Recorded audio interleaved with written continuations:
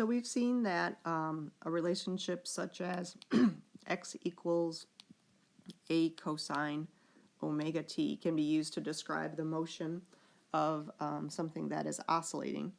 But as we've seen earlier in the class, energy can be very useful if we are not interested in sort of the motion along the way, but just looking at comparing two snapshots of an object's motion. So let's see how energy fits in with simple harmonic motion. All right, so this diagram and some things off to the side here represent a block on a spring.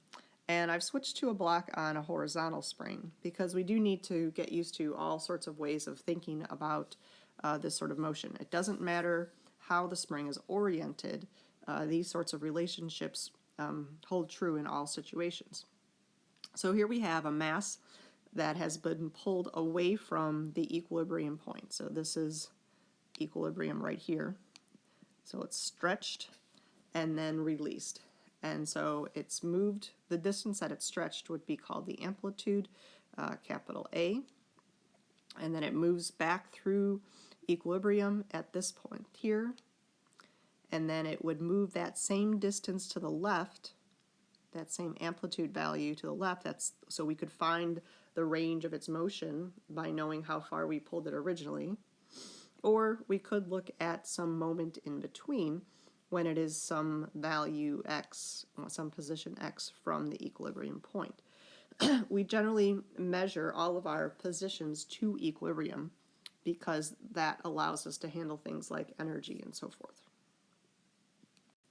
All right, let's go back and look at each of those situations in a little more detail. So in this first situation where the block is pulled all the way to the right, or as far as it's going to go to the right, that actually sets the initial energy of the, or the total energy really of the system.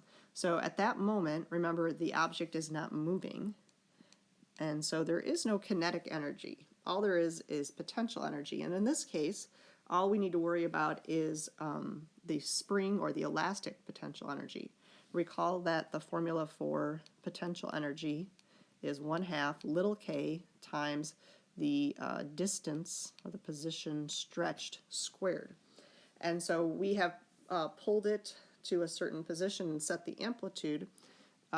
So I've switched to a capital A instead of x. And again, this would represent the total energy of the system because this is a position where kinetic energy is 0. It's all potential. If instead we look at this middle position here, at this point we are at equilibrium, and so here your x value would be 0, and so your potential would be 0. It's all kinetic. And so this would again equal the total energy. We are at the equilibrium point, so we have the maximum value of speed. And so if we wanted to find what is the maximum speed, we could just set these two expressions equal to each other and solve for V. So just like we had before with energy ideas, if you know information completely about one snapshot, you can sort of solve the riddle of the second snapshot.